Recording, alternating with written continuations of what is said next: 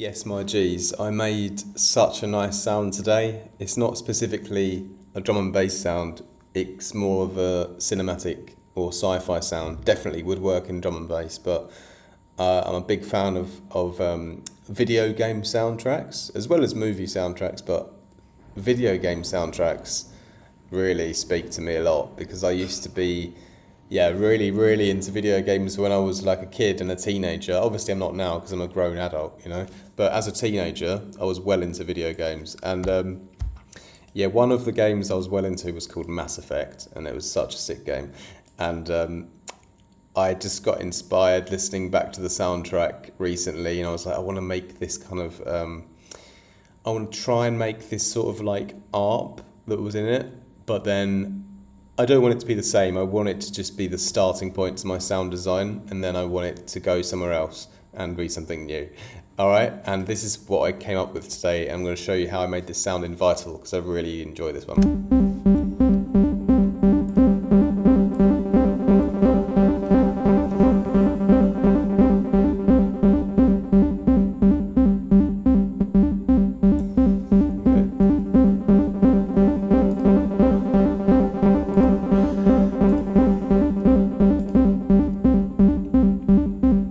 There you go. So yeah, it's called New Worlds, and let's turn off the processing first, and then yeah, there's a lot of intricate movements happening, and it kind of goes off the beat a bit, you know. But it's very simple from terms of the sound sources. We can already have a look at the movement, right? So maybe if I just turn this down for a moment.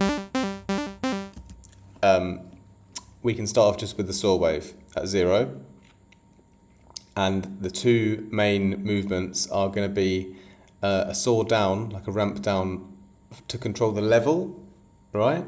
And then we've got a separate LFO here to control the pitch. If I turn that one off for a moment, we start with just the level. So a saw down 1/4 on the level from 0 to 100. What I do a lot recently on my LFOs as well is I intentionally put this like kind of part where it kind of smoothly comes back up when it repeats on like a saw down, so it's a bit smoother at the end. You know, it just softens it up a little bit, you know? But yeah, I start off like that, and then yeah, the next thing is to do the pitch, right? So we're going to use a separate LFO, and here I've actually set this already to be 16/12. Okay, so yeah, the 12 is the notes in an octave, and the 16 is making sure it's tracked to the grid. Okay, and then so we'll set the LFO to control the pitch, and we're going to right click, enter value, and hit 12, and then that means that each line will be representing one semitone. And let me turn that back on now. Let me just unbypass that. Yeah, the thing is I started off with it being more kind of on the grid,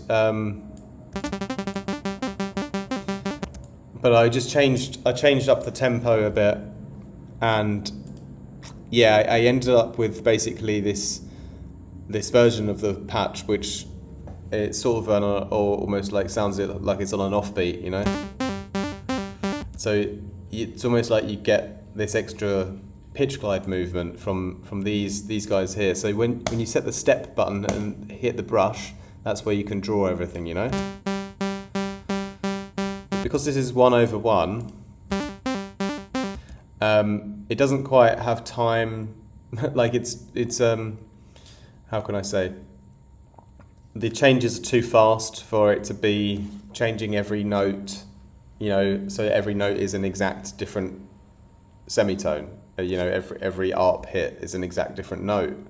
So it just, because it's almost too fast, you know.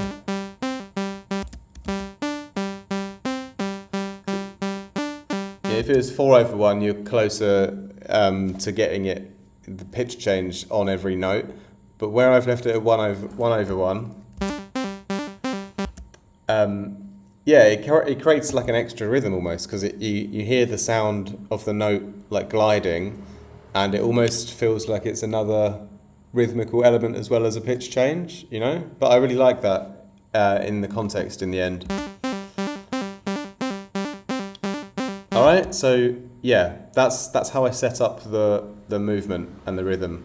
Yeah, so one LFO with 1/4, and then a second LFO doing an arpeggiator, tracking to the pitch, the 12 semitones, and yeah, having these kind of fast like pitch changes that also disrupt the rhythm a bit.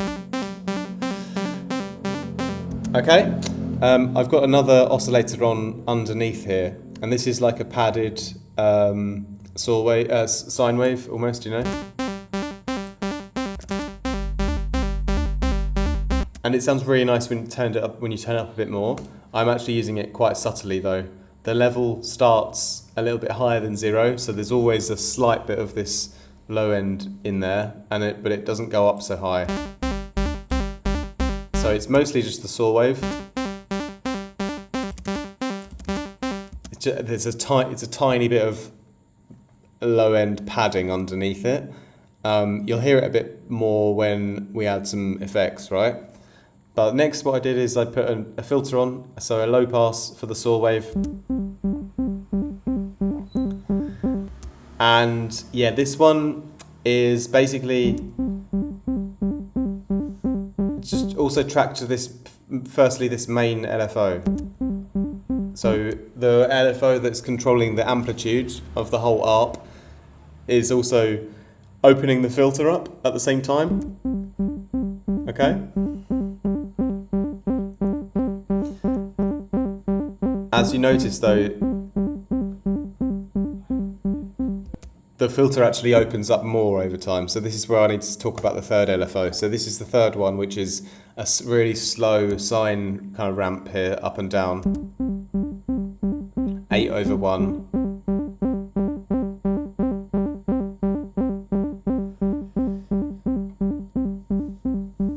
And this is the one that I use to control the extra effects that happen. Okay, so the extra things that give the sound movement over time on a slower scale. So, and this is the first instance of that happening. It's the opening of the filter. So obviously the LFO1, it opens the filter on repeat on the 1/4 time, but the LFO3 here, it allows the filter to also slowly open up as it goes along, so it gets brighter and brighter. Okay, I've done a similar thing with the white noise. It's so subtle, but basically the white noise comes in a little bit more at the top of the slow LFO here.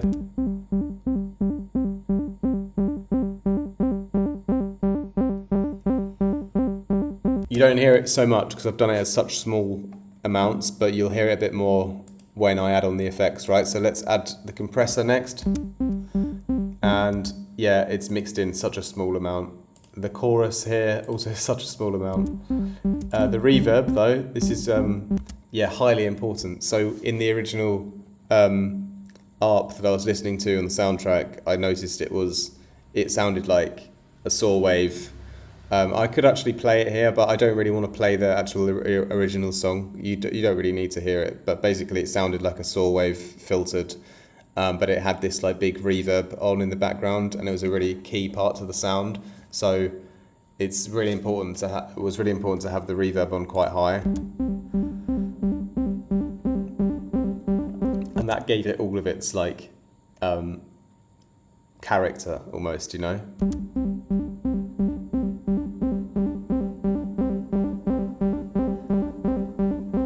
I open up the reverb a bit more. We can probably turn this up again now. Sorry, I should have probably turned this up a little bit earlier.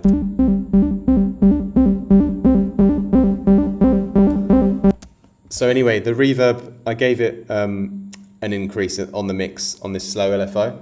And then if we go back to the next one, then this is the delay. This is really used quite a lot as the LFO comes up on my slow one here.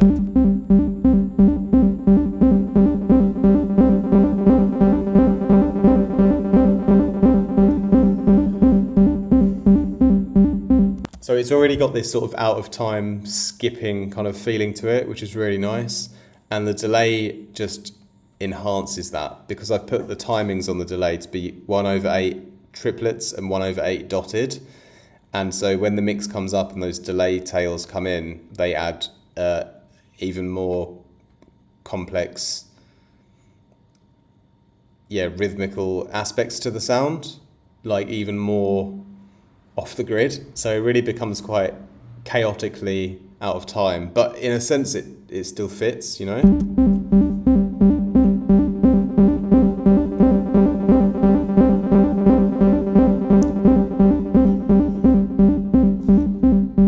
Yeah, it just feels like things like open up a bit more and then close off again. All right, then I did a little bit of distortion, just a half a dB.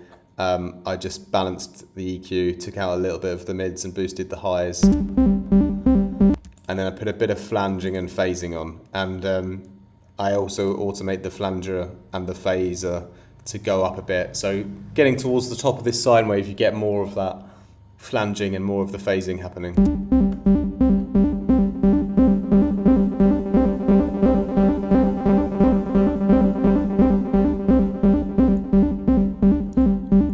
But yeah, this is a subtle, slow LFO that allows the patch to change over time. But it's all because of this great movement that came from this amplitude LFO on the levels of the oscillators, combining with this sort of gridded arpeggiator LFO that I created, having these pitch glides in quite sort of off the beat spots. You know, those two are responsible for that whole groove of the sound, you know, and the third LFO is just responsible for its automation and variation over time.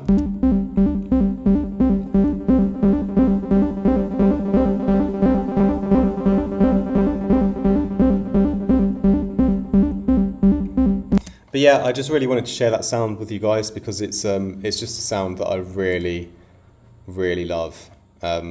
Yeah, it was really, really fun to make that after having spent a lot of time recently making a lot of vital basses and things like that. But anyway, that's my sort of cinematic sci-fi ARP for Vital today. I hope I explained everything well enough that you can follow along. If I didn't, then I'm sorry. May I remind you as well, if you'd like to have any production lessons with me, it's the best way that you'll level up your own sound. And you can do that by booking in via the links below in the description of the video. Also, I have loads of Vital presets and phase plant presets available on my website. Feel free to check those out. Come along and join me on Discord as well. We've got a great community going on there. Links for that via Patreon also down below. All right, my G's. That's it from me today. More from me soon. Much love.